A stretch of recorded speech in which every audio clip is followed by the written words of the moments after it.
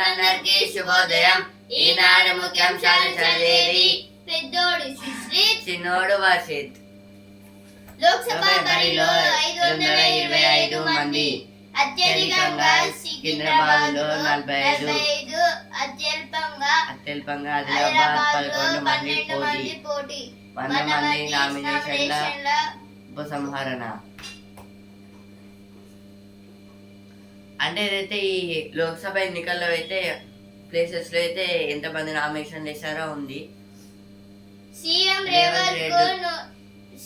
రేవంత్ కు నోటీసులు, రేపు విచారణకు హాజరు కావాలన్న ఢిల్లీ పోలీసులు. మరో 4 కాంగ్రెస్ నేతలకు కూడా రిజర్వేషన్లపై అమిత్ షా వ్యాఖ్యలను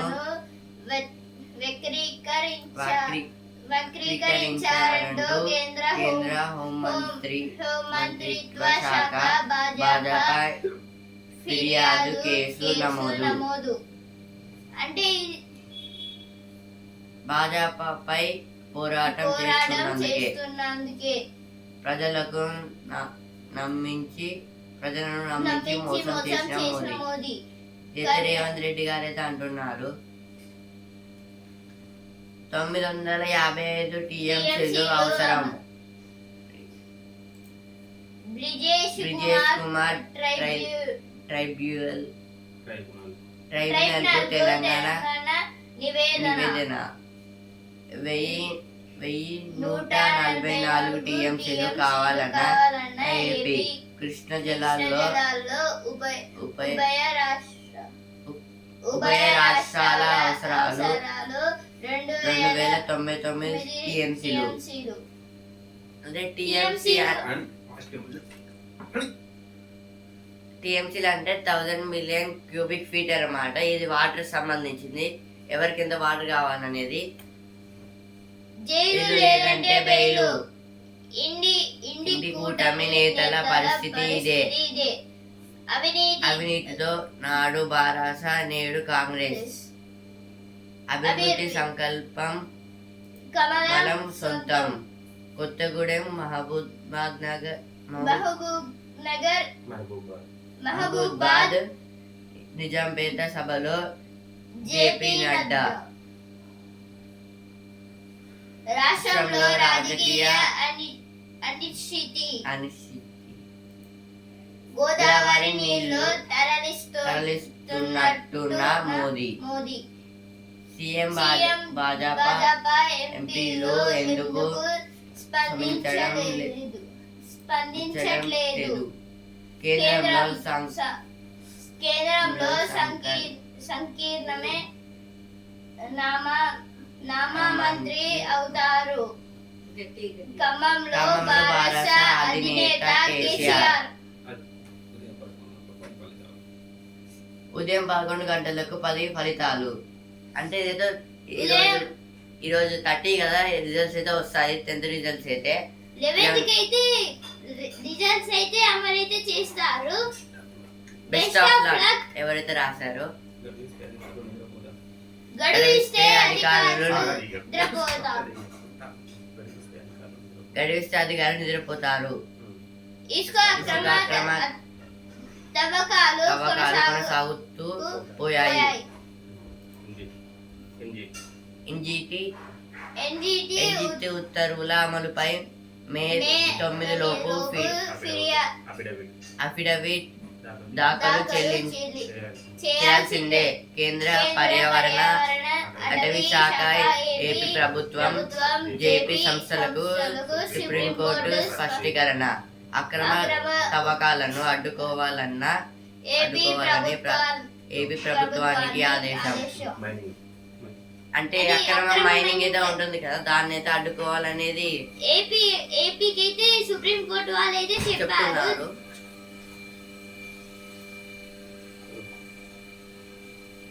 ప్రజలను నమ్మించి మోసం చేసిన మోదీ. రేవంత్ రెడ్డి గారు అయితే అంటున్నారు భాజపాపై పోరాటం చేస్తున్నందుకే నోటీసులు. లోక్సభ బరిలో 525 మంది. సీఎం రేవంత్ కు నోటీసులు. 955 టీఎంసీలు అవసరం.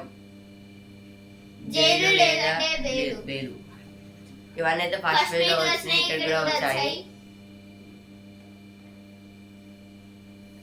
పకడ్బందీగా టిఎస్సి ఈఎస్సిపి ఈఏపి సెట్ టిఎస్ఈఏపి సెట్ తొలిసారి ఫేషియల్ ఫేషియల్ రికగ్నైజేషన్ రికగ్నైజేషన్ అమలు. నిమిషం ఆలస్యమైన అనుమతించాం. విద్యార్థుల చేతులకు గోరింటాకు పచ్చబొట్టు ఉండొద్దు. ఏపీ విద్యార్థులకు ఈ సంవత్సరము యథావిధిగా ప్రవేశాలు. ఉన్నత విద్యా మండలి చైర్మన్ లింబాద్రి.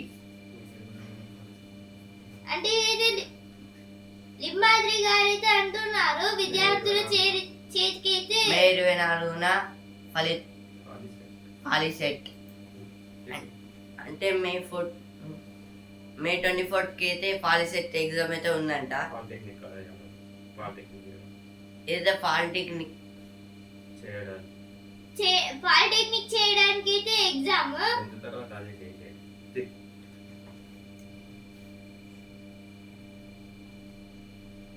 40% ఫిట్మెంట్ తో పిఆర్సి ప్రకటించి అమలు చేయాలి. అయితే గవర్నమెంట్ ఉద్యోగస్తులకైతే ఓయిలో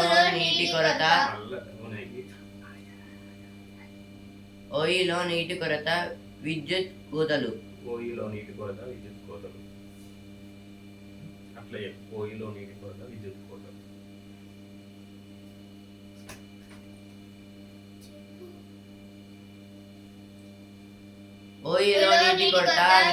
కొరత.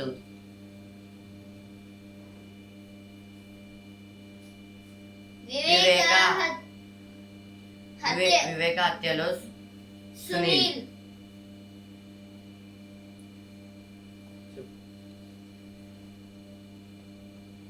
బాణుడు భీకరం.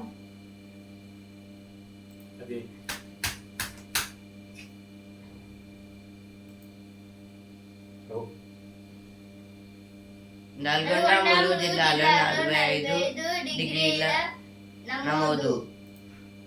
వడదెబ్బతో 5 పిడుగుపాటుకు 1 మృతి. వచ్చే 4 రోజులు వడగాలులు. అంటే అయితే వచ్చే ఇప్పుడు 4 రోజులైతే వడగాలులు వస్తాయంట. ఇప్పుడు అలాగే 45 డిగ్రీస్ అయితే నల్గొండలో అయితే పెరిగింది. బాణుడు అంటే ఎవరు? బాణుడు అంటే ఎవరు?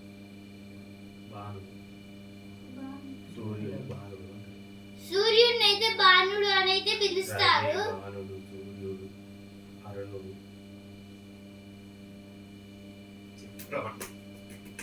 రవి, బాణుడు, సూర్యుడు ఇంకా ఇవైతే పేర్లు ఉన్నాయి చాలా. ఇప్పుడు సన్కి అయితే చాలా డిఫరెంట్ టైప్స్ అయితే పేర్స్ అయితే ఉంటాయి పేర్లు. ఇప్పుడైతే ఎడిటోరియల్ పేజ్ కి అయితే వచ్చాను. తాయిలాలతో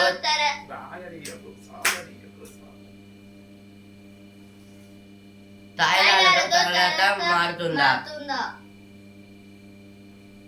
పేదల తలరాతను దేశ భవితను మార్చడానికి గొప్ప అవకాశం. ఎన్నికల్లో ప్రజలు కట్టబెట్టే అధికారం. ప్రజలకు శాశ్వత ప్రయోజనం చేకూర్చడం వదిలేసి ప్రభుత్వాలు తాత్కాలిక లబ్ధి కలిగించే పథకాలతో ఏమారుస్తున్నాయి. దీనివల్ల సామాన్యుల బతుకులు మారడం లేదు. ముఖ్యంగా ఏపీలో మౌలిక వసతుల కల్పన అటకెక్కడంతో ప్రజలు ప్రజల జీవితాలు మరింత నరకప్రాయంగా మారాయి. అంటే అయితే ఈ ఎలక్షన్స్ అయితే పేదవాళ్ళ తలరాతనైతే మారుస్తాయా? ఇంకా ఇప్పుడు దేశంలో మొత్తం ప్రజలైతే ఓటేస్తారు కదా, ఇదైతే ఇప్పుడు లోక్సభ ఎన్నికల్లో మొత్తం ఇలా ఓటేస్తే ఈ పేదవారి అంటే అందరూ చెప్తారు ఓటేస్తే అదొక పవర్ లాగైతే ప్రజలకైతే ఉంటుంది, ప్రజలకైతే ఒక శక్తి లాగైతే ఉంటుందని. అలాగే ఇప్పుడు కొన్ని పార్టీస్ అయితే ఇప్పుడు ఉచితంగా బస్సు ఇంకా ఉచితంగా కరెంటుని పంపిస్తాము అని అయితే అంటారు. వీటి వలనైతే పేదవాళ్ళుగానే ఉండి వాళ్ళేమో చాలా ధనవంతురాలుగా అయితే ఉంటున్నారు. ఇందువల్లనైతే పేదవాళ్ళకైతే ఎక్కువ డెవలప్మెంట్ అయితే అవ్వట్లేదు. ఇప్పుడు దేశంలో అందరు ప్రజలు అంటే పేదవాళ్ళు మొత్తం కలిపి అందరూ ఓటేస్తే వీళ్ళ జీవితాలు మారుతాయా? ఇంకా చాలా వాళ్ళకైతే ఇంకా చాలా ఏమేమి వస్తాయి, వాళ్ళు డెవలప్ అవుతారా పేదవాళ్ళు కూడా అని అంటున్నారు. ఇంకా ఓటేస్తే అందరు చెప్తారు, అందరూ ఇప్పుడు ఓటేస్తే పార్టీస్ అయితే అంటే ఇప్పుడు పార్టీస్ అయితే ఉంటాయి కదా, వాళ్ళు అయితే ఓటేస్తే మీ జీవితాలు మారిపోతాయి అంటారు. కానీ ఓటేసిన సేమ్ పరిస్థితి, ఓటేయకుండా సేమ్ పరిస్థితి ఉంటుంది. గవర్నమెంట్ అధికారం ఇస్తే పేదవాళ్ళను బాగు చేయాలి, అది చేయకుండా ఉచితాలు ఇచ్చి వాళ్ళని బద్దకస్తులుగా తయారు చేస్తారని రాసింది.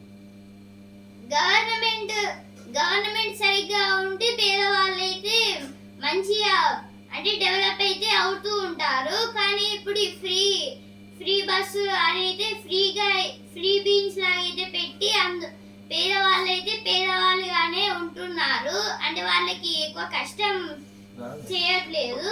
ఇందువలన ఇప్పుడు గవర్నమెంట్ ఎందుకు వచ్చిందంటే పీపుల్స్ కోసం, అంటే ప్రజల కోసం అయితే అదైతే పెట్టారు. ప్రజల కోసం అంటే ఇప్పుడు మొత్తం అన్ని అయితే ప్రజల కోసం చేయాలి. ఇలాగైతే అన్ని పార్టీస్ వాళ్ళు అయితే ఉచిత పథకాలు పెట్టి వాళ్ళని ఏ పని చేయకుండా అయితే అంటే మొత్తం వాళ్ళే నేర్పిస్తున్నారు. అంటే దాని టైప్ అన్నమాట, వాళ్ళే నేర్పిస్తున్నారు. ఇంకా వాళ్ళే ఉచిత పథకాలను ఇస్తారు. దానివల్ల ఇప్పుడు పేదవాళ్ళు ఎక్కువ కష్టపడి వాళ్ళు ఎక్కువ డెవలప్ కానియకుండా వాళ్ళే ఉచిత పథకాలను పెడుతున్నారు.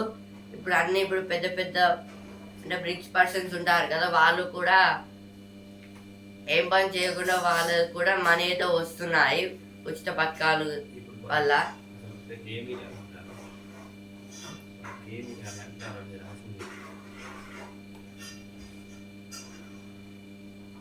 విద్యా వైద్యం అధ్వానం అంటే విద్యా వైద్యం అధ్వానం అంటే ఇప్పుడు ఈ ఎలక్షన్స్ వల్ల అయితే మొత్తం అధ్వానం అయిపోతుందంట. విద్య అంటే ఎడ్యుకేషన్ అంటే ఒకరికి ఇచ్చే అంటే మెడిసిన్, మెడికల్ అంటే మెడికల్ సైన్స్ అంటే ఇప్పుడు అందరికి ఇవన్నీ అయితే అధ్వానంగా తయారైతాయని అంటున్నారు. వాళ్ళకైతే మంచి విద్య ఇంకా మంచి మెడిసిన్స్ మంచి వైద్యం ఇస్తే ఇప్పుడు పేదవాళ్ళు కూడా డెవలప్ అయితే అవుతారు. కానీ ఉచిత పథకాలు వాళ్ళైతే వాళ్ళు డెవలప్ అవుతలేరు, కానిస్తలేరు. దీనివల్ల అయితే మొత్తం మారిపోతుంది.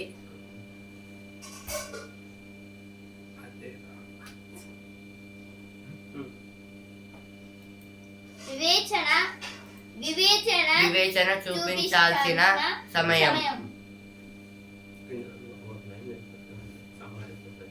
సమాజంలో ప్రజలు పడుతున్న కష్టాలకు కారణం ఎవరిని ప్రశ్నిస్తే ప్రజలే అన్ని అంటారు. అసలైన అభివృద్ధికి అర్థం తెలియని ప్రభుత్వాలను ఎన్నుకున్నది వారే కదా అని విమర్శిస్తున్నారు. అంటే ఇప్పుడు సమాజంలో అయితే ఇప్పుడైతే ప్రజలైతే మేము అది ఫ్రీ ఇస్తాం ఇది ఫ్రీ ఇస్తామని వాళ్ళు ఏం చూడకుండా అయితే వాళ్ళకైతే ఓటేస్తున్నారు. కానీ వాళ్ళకైతే ఏం తెలియదు. అంటే మొత్తం ప్రజలే బ్యాడ్ పర్సన్స్ ని అయితే ఎన్నుకుంటున్నారు, అంటే ఏం తెలియని వారిని ఎన్నుకుంటున్నారు. దీనికి ఇప్పుడు దీని వల్ల అయితే వాళ్ళకి వీళ్ళే ప్రజలే మొత్తం కారణం అని చెప్తున్నారు. అంటే సమాజంలో ఈ ప్రజలకి ఇబ్బంది ఎవరు కలిగిస్తున్నారు అని ప్రశ్నకి సమాధానము కొందరు ఏం చెప్తున్నారంటే ప్రజలు, ఎందుకంటే వాళ్ళే అంటే అంటే మంచిగా లేని వాళ్ళని ఎన్నుకుంటున్నారు. తమ తలరాతను మార్చగలిగే సర్కారును తెచ్చుకునే బాధ్యత ప్రస్తుతం అన్ని వర్గాల ప్రజలపైనే ఉంది. అంటే ఇప్పుడు సర్కార్ అంటే గవర్నమెంట్, తమకు నచ్చిన గవర్నమెంట్ తమకు నచ్చిన లీడర్ ని పొందే హక్కు ప్రజలకే ఉంది, ఇంకా వేరే ఎవరికి లేదు. మంచి డెవలపింగ్ చేసే వాళ్ళని అయితే ఎన్నుకోవాలి. ఇప్పుడు అది ఫ్రీ ఇస్తాం ఇది ఫ్రీ ఇస్తాం అనగానే మనం ఓటు వేయద్దు, వాళ్ళ గురించి మొత్తం డీటెయిల్ గా తెలుసుకున్నాకనే మనం ఓటు వేయాలి. మళ్ళీ వాళ్ళైతే మారచ్చు కదా, అంటే ఇచ్చినట్టు చెప్పి. అయితే ఎలక్షన్ పాయింట్ ఆఫ్ వ్యూ లో వచ్చిన ఆర్టికల్ ఇది, ఫస్ట్ ఆర్టికల్. ఇప్పుడు సెకండ్ ఆర్టికల్ కి వచ్చాము. ఇది ఎడ్యుకేషన్ గురించి. చదువుల సారం ఆత్మవిశ్వాసం. విద్యార్థుల ఆత్మహత్యలు అంతకంతకు పెరుగుతున్నాయి.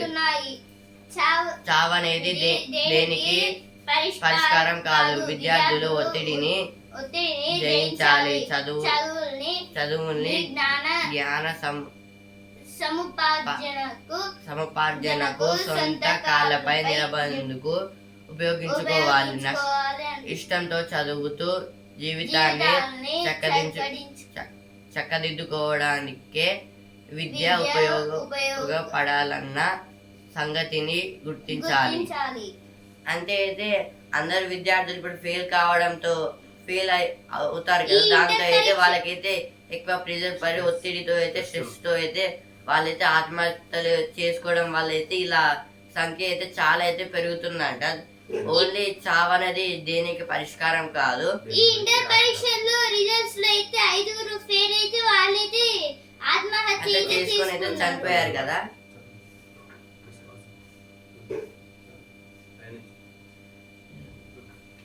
విద్యార్థుల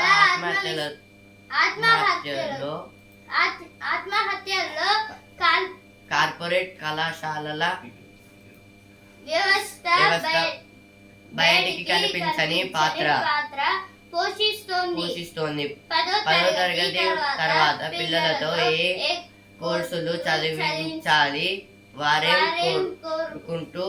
కోరుకుంటున్నారు, వారికి ఏది ఇష్టమో తల్లిదండ్రులకు నిర్ధారించుకోలేపే కార్పొరేట్ వ్యవస్థ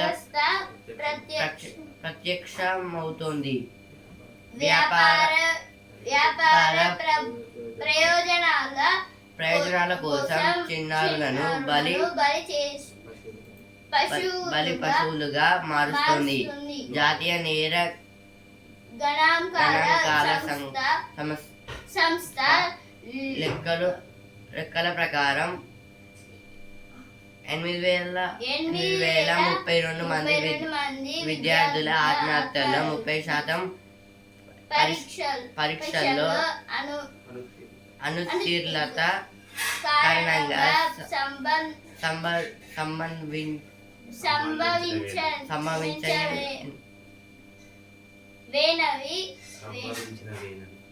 సంబంధించినవేనని తేలింది. మిగతా 70% వివిధ రకాల కారణాలతో ఆత్మహత్యలకు పాల్పడినట్లు గుర్తించారు. ఒత్తిడి, ఇష్టం లేని చదువులు,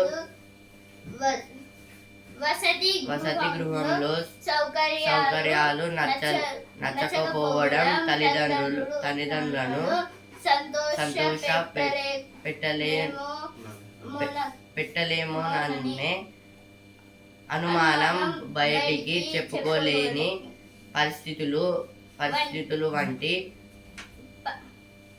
వన్నీ ఆత్మహత్యలకు దారితీస్తున్నట్లు తేలింది. అంటే ఏదైతే అందరు విద్యార్థులు అయితే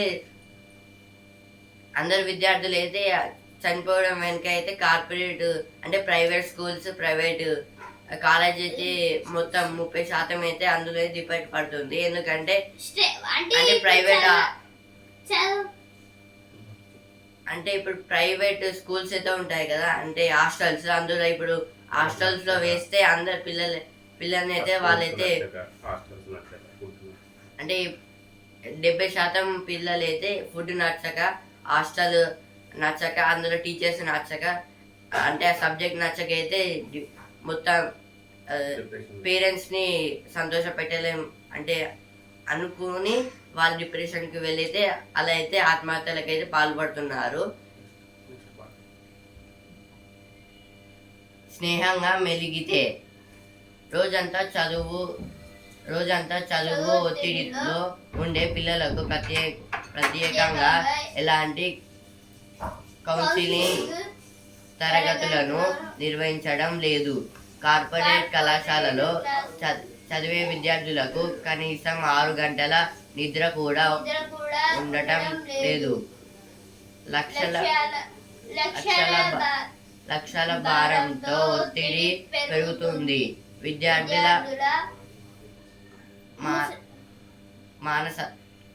మనస్తత్వాలు అందరివి ఒకేలా ఉండవు. కొంతమంది తర్వాత జరగబోయే అవమానాన్ని ఆలోచించుకొని ఆందోళనకు గురై బలవన్మరణం దిశగా అడుగులేస్తారు. ఇలాంటి పరిస్థితుల నుంచి బయటపడాలంటే అన్ని కళాశాలలో తల్లిదండ్రులు కమిటీలు ఉండాలి. కళాశాల యాజమాన్యాలు 3 నెలలకోసారి విధిగా వారితో సమావేశాలి. విద్యార్థుల సూచనల కోసం సలహాల పెట్టెలను ఏర్పాటు చేయడంతో పాటు ప్రతి కళాశాలలో కౌన్సిలింగ్లను నియమించాలి. విద్యార్థులు బోధకులతో యోగా ధ్యానం చేయించాలి. పిల్లలకు చదువులపై నమ్మకాన్ని పెంచాలి. తల్లిదండ్రులు వాళ్ళతో స్నేహితులుగా మెలుగుతూ ప్రతి నిర్ణయాన్ని,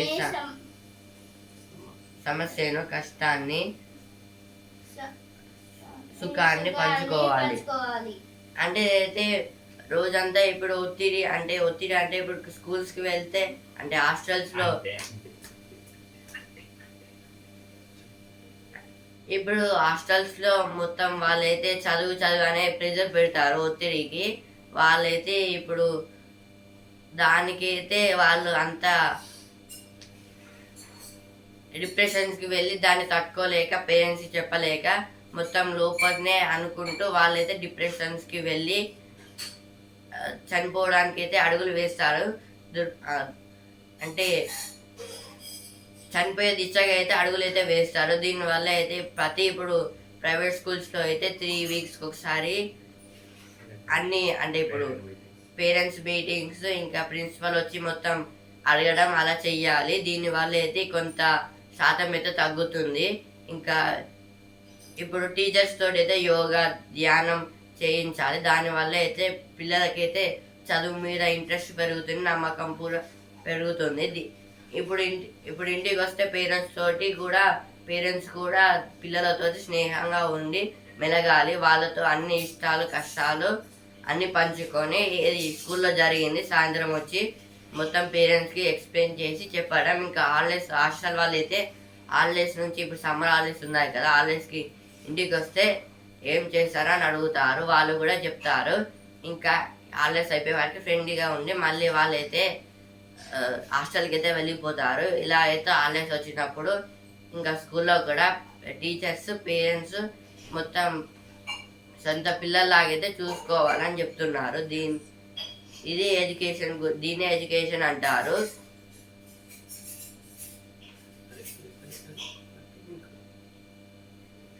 తల్లిదండ్రులు తమ పిల్లలను కార్పొరేట్ సముద్రంలో విసిరేయకూడదు. వారు అందులో ఈదలేక, ఒడ్డుకు చేరలేక, వెనక్కి రాలేక భవిష్యత్తు కనుమరుగైన పరిస్థితుల్లో చిక్కుకుంటున్నారు. పిల్లలు సైతం తమ కష్టాలను, ఇష్టాలను అమ్మా నాన్నలకు చెప్పుకోవాలి. అప్పుడే సులువైన పరిష్కారం కనబడుతోంది. తల్లిదండ్రుల లేని శత్రువులు కాదు, తల్లిదండ్రులేమి శత్రువులు కాదు. ఎలాంటి సమస్యనైనా అర్థం చేసుకునే సన్నిహితులు. చదువులనేవి చదవడానికి కాదన్న సంగతిని ప్రతి విద్యార్థికి అర్థమయ్యేలా చెయ్యాలి. విద్యాభ్యాసం జీవితంలో ముందుకి నడిపించడానికి ఉన్నత స్థానంలో నిలబడేలా తోడ్పడడానికి, కుటుంబాలను ఉన్నత స్థాయిలో నిలపడానికి, దేశ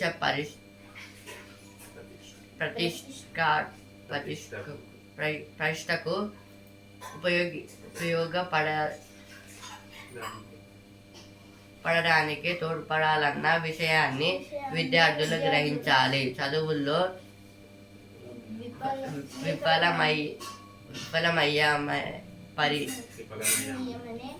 విఫలమయ్యామనే పేరిట మరణాన్ని ఆహ్వానిస్తూ కుటుంబాన్ని శోక సముద్రంలో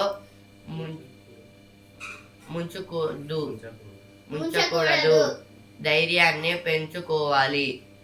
చాలా మంది తల్లిదండ్రులు తమ పిల్లలు డాక్టర్లు, ఇంజనీర్లు, కలెక్టర్లుగానే ఎదగాలంటూ గిరిగీసుకుంటున్నారు. అలాంటి భావనల నుంచి బయటికి వచ్చి ఎన్నో మంచి ఉద్యోగాలను అందించే విభిన్న కోర్సుల్ని చదివేలా పిల్లల్ని ప్రోత్సహించాలి. అప్పుడే విద్యార్థులు తమకు నచ్చిన కోర్సుల్లో ఒత్తిడి లేని విద్యాభ్యాసాన్ని పూర్తి చేయడం సాధ్యమవుతుంది. తమ పిల్లల భవిష్యత్తు విషయంలో తల్లిదండ్రులు వైఖరిలోనూ మార్పులు రావాల్సిన అవసరం ఎంతైనా ఉంది. తాము జీవితంలో సాధించలేకపోయినా వాటిని తమ పిల్లల ద్వారా నెరవేర్చుకోవాలనే ఆలోచన నుంచి బయటపడాలి. తోటి ఉద్యోగులు, సహచరులు, బంధువులు, పరిచయస్తులు సంతానంతో తమ పిల్లలను పోల్చుకుంటూ అదే స్థాయిలో నిలవాలని కోరుకోవద్దు. అంటే ప్రతి పేరెంట్స్ అయితే తమ పిల్లల్ని అంటే ఏమడుగుతూ ఇదైతే ప్రతి పేరెంట్స్కి అయితే తన కొడుకు లేదా కూతుర్ని అంటే ఇప్పుడు వేరే పిల్లలతోటి ఇంకా వేరే బంధువుల ఇంకా కలిసిన వాళ్ళు లాగా వాళ్ళు చాలా అంటే వాళ్ళు పెద్ద పొజిషన్లో ఉండి వాళ్ళు అయితే వాళ్ళ పిల్లలని అయితే చాలా మంచిగా చూసుకుంటారు. ఇలాగైతే ఈ పేరెంట్స్ అయితే మా పిల్లలు కూడా అలాగే పైకి ఎదగాలి, మేము కూడా అలా చూసి మంచిగా బ్రతకాలి అని అనుకుంటున్నారు. వాళ్ళతో పోల్చవద్దు అంటారు వేరే ఉండేలాగైతే వాళ్ళ వేరే పిల్లలతోటి అయితే మా పిల్లల్ని అయితే పోల్చద్దు. పోల్చొద్దు అనేది అంటున్నారు. అంటే ఇప్పుడు మనం అంటే అనే పదాన్ని తీసే అంటే అనే పదాన్ని తీసే తల్లిదండ్రులు శత్రువులు కాదు, వాళ్ళు కూడా ఫ్రెండ్లీగా ఉంటారు, వేరే పిల్లలతో పోల్చొద్దని రాసింది అక్కడ. తల్లిదండ్రులు ఏమో శత్రువులు కాదు, వాళ్ళు వాళ్ళు మనకి స్నేహితులు లాంటి వాళ్ళు. వాళ్ళైతే ఇతరులతోనైతే పోల్చకూడదు. అలాగే మార్నింగ్ లేచి పోల్చితే స్కూల్కి వెళ్తే అక్కడ స్కూల్లో కూడా చదువు అని చెప్తారు కదా. ఇప్పుడు ఇంటికి వచ్చా కూడా పేరెంట్స్ కూడా చదువు అని అంటారు కదా. దీన్ని ఇష్టంగా చదవాలి, కానీ కష్టంగా చదివితే మనకి ఏది రాదు.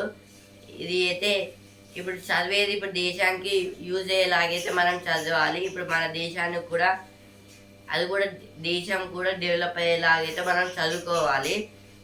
ఒకవేళ ఇప్పుడు ఒక పెద్ద అంటే కాలేజ్ అంటే ఊరికే చదువుకోమంటే వాళ్ళేం శత్రువులు కాదు మనకి, అంటే మిత్రుని లాగా మనకైతే సూచనలు అందిస్తూ మనని చాలా ఎత్తుగా అయితే నడిపించాలని వాళ్ళకు ఒక కోరిక అయితే ఉంటుంది.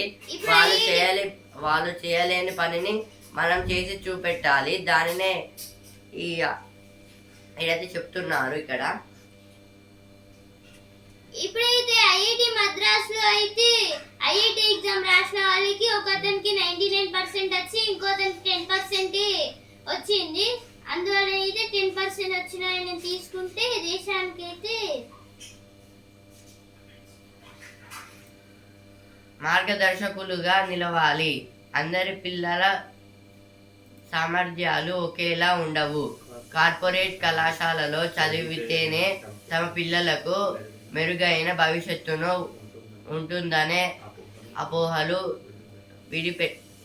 విడిచిపెట్టాలి. వేలం వెర్రిగా కార్పొరేట్ బడుల్లో పిల్లల్ని చేర్పించే చదువుల కోసం భారీగా కార్పొరేట్ పద్ధతిగా స్వస్తి పలకాలి. కార్పొరేట్ కళాశాలల నిర్వహణ తీరుపై ప్రభుత్వ యంత్రాంగాలు సైతం గట్టి నిఘా ఉంచాలి.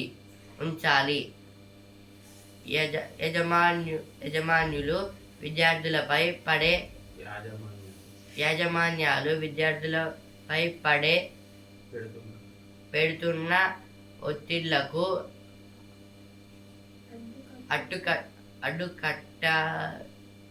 అడ్డుకట్ట వేయాలి. విద్యార్థులు ఆత్మహత్యలకు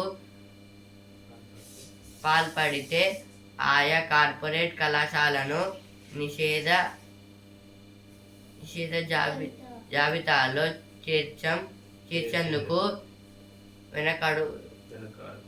వెనకాడకూడదు. పిల్లల ఊపిరి ఆగిపోయేలా ఉక్కిరి బిక్కిరి చదువుల విషయంలో తల్లిదండ్రులు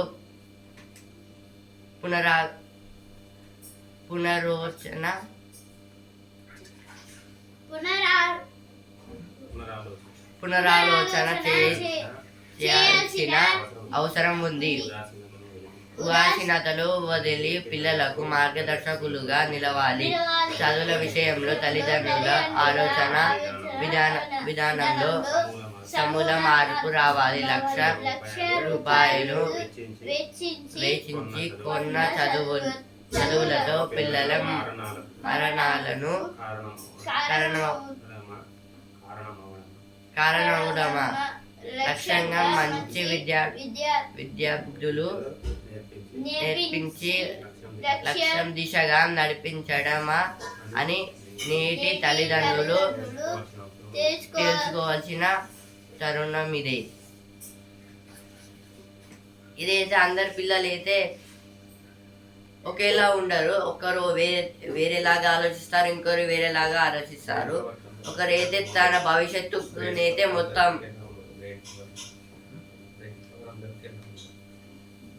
బ్రెయిన్ పవర్ అయితే కొందరికే ఉంటుంది, ఎక్కువ శాతం పిల్లలకైతే ఉండదు. అంటే ఇప్పుడు వాళ్ళైతే కొందరు అయితే ఏమనుకుంటారు, ఒకవేళ ఫెయిల్ అయితే నా భవిష్యత్తు ఇలా ఉంటుంది అలా ఉంటుంది అనుకుంటారు. ఇంకొందరు ఇంకొందరు తన భవిష్యత్తు నా భవిష్యత్తు ఇలాగే ఆగిపోతుందా అని అనుకుంటారు. ఇలా మొత్తం మన బ్రెయిన్ నుంచి తీసేసి ఇప్పుడు ప్రతి మనం రాసే ఎగ్జామ్ నుంచి మనం కొత్తగా ఒక విషయం అయితే తెలుసుకుంటాము. అదే ఆ విషయాన్ని మనం ఒక బుక్లో మన ఓన్గా రాసుకొని దాన్ని చదివితే మనమైతే గొప్పగా అవ్వచ్చు. ఇప్పుడు మనం ప్రైవేట్ స్కూల్లో వేస్తే చాలు, దానికైతే వేల లక్షల ఖర్చులు అయితే అవుతాయి. దానివల్ల అయితే పిల్లలకైతే చాలా ఇబ్బందులు పడైతే వాళ్ళు అడుగులు అయితే తీస్తారు ఆత్మహత్యకి అయితే. దీనివల్ల అయితే వాళ్ళకి అంటే స్కూల్ వాళ్ళకి కూడా లాస్ అయితే ఉంటుంది కదా, అదైతే చెప్తున్నారు ఇక్కడ ఈ ఆర్టికల్లో. అందరైతే ఒకేలా అయితే ఆలోచించరు. కొందరు స్పోర్ట్స్ మీద ఇంట్రెస్ట్ ఉంటుంది, ఇంకొకరికి డ్రాయింగ్ మీద ఇంట్రెస్ట్ ఉంటుంది, ఇంకొకరికి మ్యాథ్స్ మీద ఉంటుంది, ఫిజిక్స్ మీద ఉంటుంది. అలా అయితే చాలా మందికి అయితే ఒక్కొక్క యాక్టివిటీ మీద ఒక్కొక్కరికి అయితే ఇంట్రెస్ట్ అయితే ఉంటుంది. అంటే వాళ్ళకి ఆ లక్ష్యంలోనే వాళ్ళనైతే మొత్తం వాళ్ళకి పర్ఫెక్ట్ గా వచ్చేదాకా స్కూల్స్ లో నేర్పిస్తే వాళ్ళకైతే ఏం స్ట్రెస్ లేకుండా వాళ్ళైతే ఈజీగా అయితే ఎదగగలరు. ఎడ్యుకేషన్ గా అయితే వాళ్ళు చాలా హెల్ప్ఫుల్ గా అయితే ఉంటారు. ఇప్పుడైతే లాస్ట్ ఆర్టికల్కి అయితే వచ్చాను.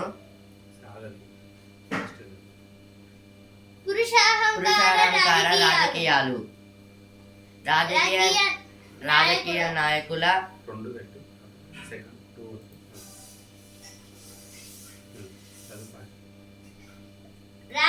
నాయకుల వ్యవహార శైలి, హుందాతనమే ప్రజాస్వామ్య ప్రక్రియ కీర్తి ప్రతిష్టలను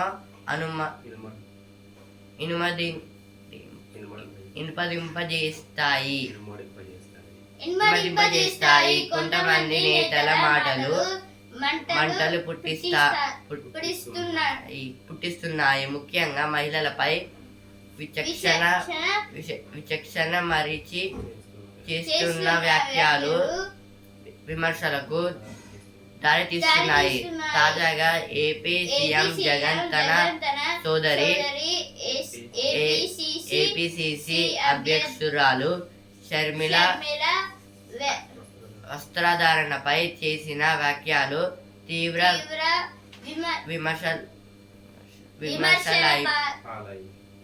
పాలయ్యాయి. ఇదైతే ఇప్పుడు ప్రతి రాజకీయ అంటే మొత్తం ఈ ఇండియాలో చాలా మంది అయితే పురుషులే ఉన్నారు రాజకీయాల్లో అయితే. అంటే మహిళలు అయితే తక్కువ మంది ఉన్నారు. అంటే ఒక పార్లమెంట్ అందరూ అయితే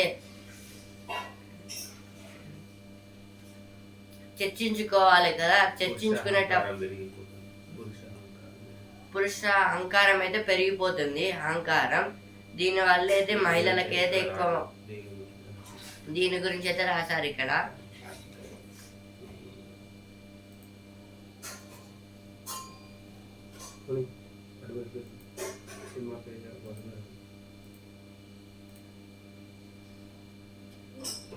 ఇప్పుడైతే చదువు పేజ్కి వచ్చాము.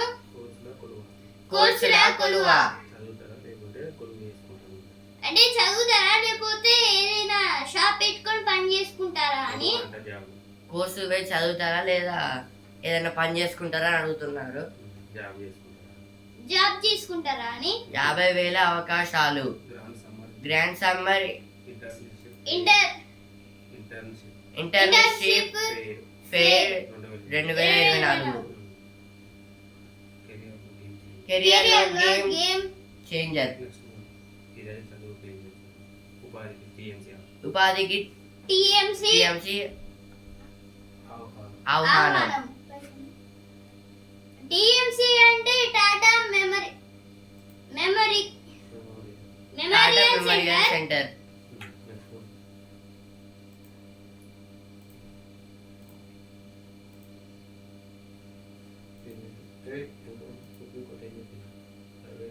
ఇప్పుడైతే నేషనల్ పేజ్ కింద వచ్చాము. ప్రైవేటు వ్యక్తుల కోసం సుప్రీం కు రాష్ట్ర ప్రభుత్వమా.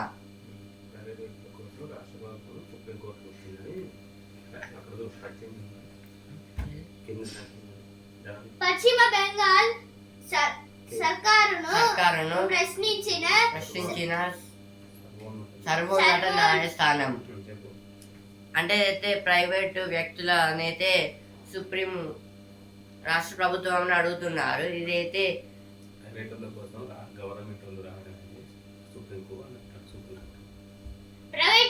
ప్రైవేట్ వాళ్ళ కోసం అయితే గవర్నమెంట్ వాళ్ళైతే వచ్చి సుప్రీం కోర్టు అయితే అడుగుతున్నారు.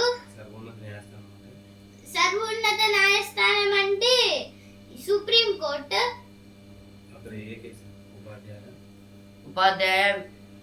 ఉపాధ్యాయ నియామకాల కుంభకోణం కేసుల్లో దీదీ సర్కార్కు ఊరట. దీదీ అంటే మమతా బెనర్జీ. దీదీ అంటే మమతా బెనర్జీ గారు.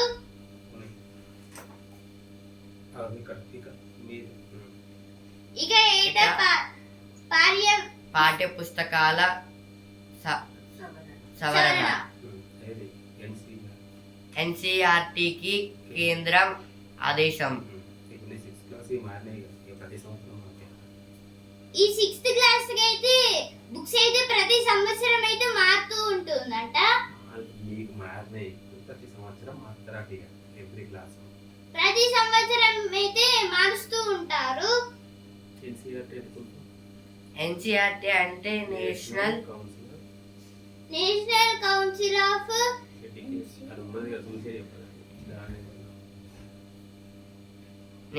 Council of educational research and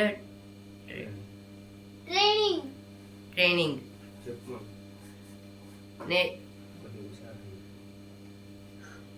national council of educational research and training. దీని ఫుల్ ఫామ్ ఎన్సీఆర్టీది. ఇది కూడా పిల్లల చదువుల గురించి అయితే చెప్తున్నారు. బుక్స్ అయితే తయారు చేస్తున్నారు. సిలబస్ అయితే చేంజ్ అవుతుందంట ప్రతి ఇయర్ కి అయితే. అంటే సెంట్రల్ గవర్నమెంట్ అయితే చెప్తుంది ప్రతి ఇయర్ కి అయితే టెక్స్ట్ బుక్స్ అయితే చేంజ్ చేయమని సిలబస్.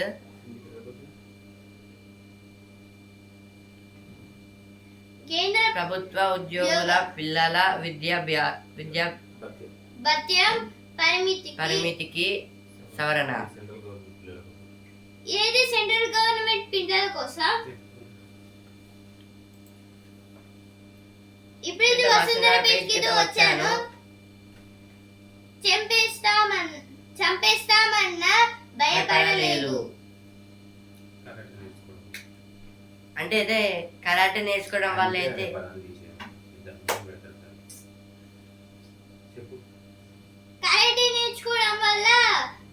చావనే భయం కూడా లేదు. యుక్త వయస్సులో ఆర్థిక ప్రణాళిక. యుక్త వయసు అంటే చిన్నప్పుడు టీనేజ్.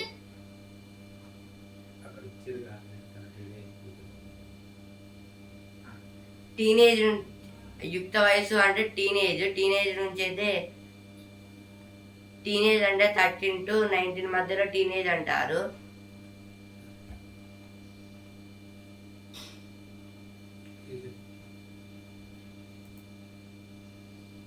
ఇప్పుడైతే స్పోర్ట్స్ పేజ్ కి వచ్చాను. ఛాంపియన్ కోల్కతా కుమ్మేసింది. ఢిల్లీపై ఘన విజయం. విజృంభించిన వరుణ్. జ్యోతి @2.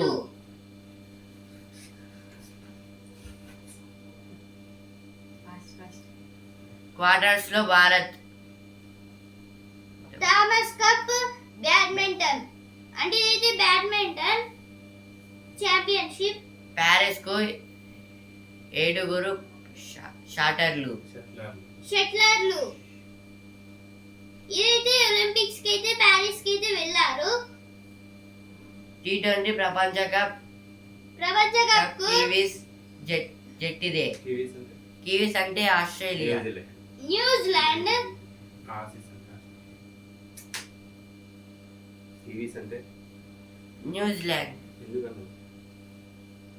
ఎందుకంటే కీవీస్ పక్షులు అయితే అక్కడ చాలా ఉంటాయి కాబట్టి దాన్ని అయితే కీవీస్ అంటారు.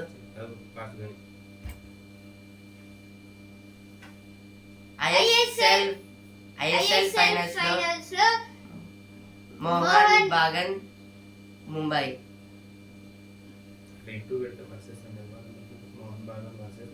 మోహన్ బాగన్ వర్సెస్ ముంబై అంటే ఇదైతే ఫుట్బాల్ మ్యాచ్. ఛాంపియన్స్ ట్రోఫీకి 3 వేదికలు. బాక్సింగ్ లో 3 పథకాలు ఖాయం. ఇదైతే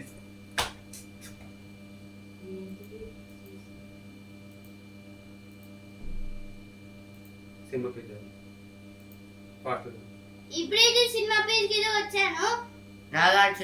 నాగార్జునతో బాబీ దేవల్ డి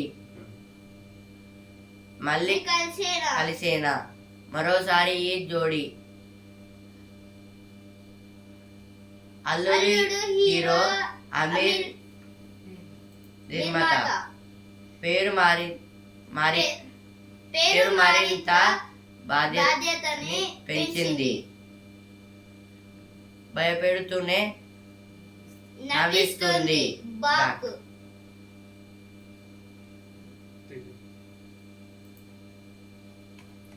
ఇప్పుడైతే బిజినెస్ పేజ్ కి వచ్చాను.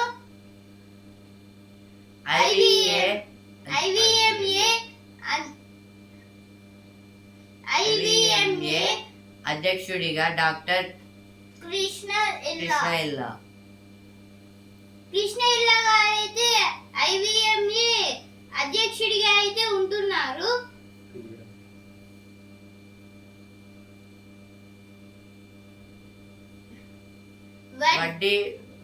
వడ్డీ విధింపుల్లో పారదర్శకత పాటించాలి.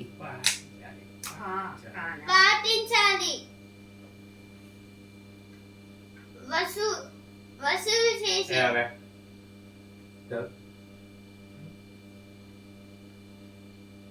విపణిలోకి మహీంద్రా ఎక్స్యూవీ 3XO ధర 7.49 లక్షల నుంచి కనీసం 10,000 మంది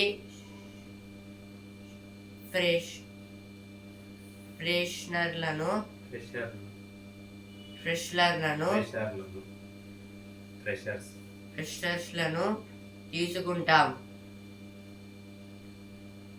మదుపర్ల సంపద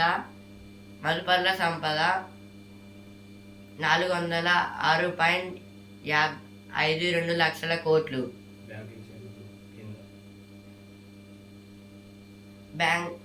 బ్యాంకింగ్ షేర్ల దూకుడు సూచికల భారీ లాభాలు. మదుపర్లు అంటే ఇన్వెస్టర్స్. ఈనాడు ముఖ్యాంశాలు ఇంతటి వరకే. రేపటి ముఖ్యాంశాలతో మళ్ళీ కలుద్దాం. ధన్యవాదాలు.